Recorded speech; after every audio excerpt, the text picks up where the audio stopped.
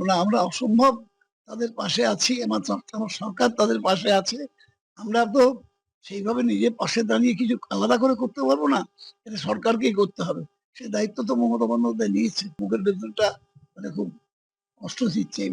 ওই বাচ্চা বাচ্চা মেয়েগুলো যেমন কাঁদছে, যে বিয়ে হয়ে গেছে, কারো কেউ বাড়ি কিনেছে, কেউ বাবা মা চিকিৎসা করেছে, তারা আজকে কোথায় গিয়ে দাঁড়াবে? এই মানবিক দৃষ্টিভঙ্গিটা যদি আমাদের না থাকে, তাহলে আমি মানুষ বলে পরিচয় দেওয়ার আমার অধিকারটা থাকে না।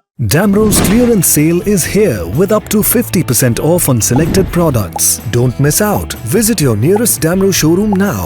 Damro, internationally trusted furniture. দায়িত্ব রাজ্য সরকারের, সে ব্যাপারে কোনো সন্দেহ নেই।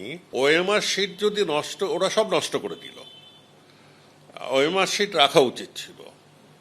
ওএমআর শিটের না রাখলেও ওএমআর শিটের একটা কপি বলে, ওটাকে মিরর ইমেজ বলে।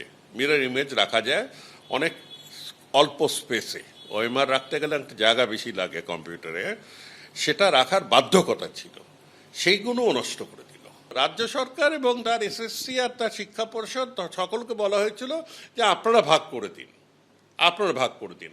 কিন্তু সেটা ভাগ করতে গেলে তখন তো ধরা পড়ে যাবে, ভাগ করতে গেলে তো তখন তো ধরা পড়ে যাবে।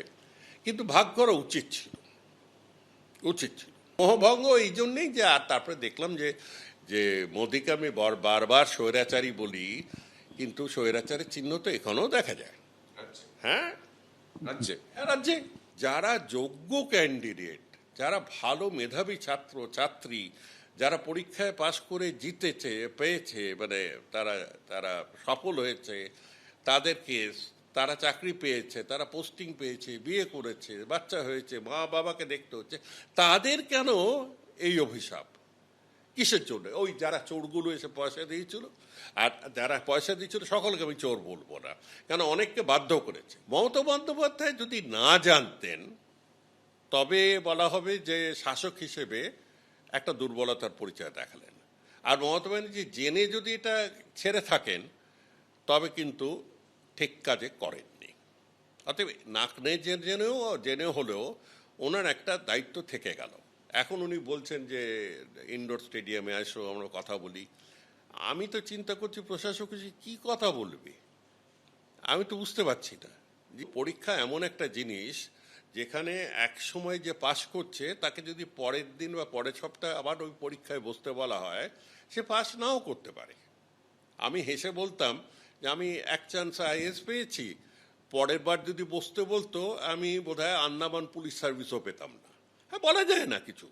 এই সরকার 15 বছর ধরে চাকরি নিচ্ছে, রিক্রুটমেন্ট হচ্ছে না, কেন ঝুলিয়ে রেখেছে? 60,000 চাকরি দেবো, 1 লক্ষ চাকরি দেবো, ডবল চাকরি দেবো, এই ডায়লগ শুনে এসছে।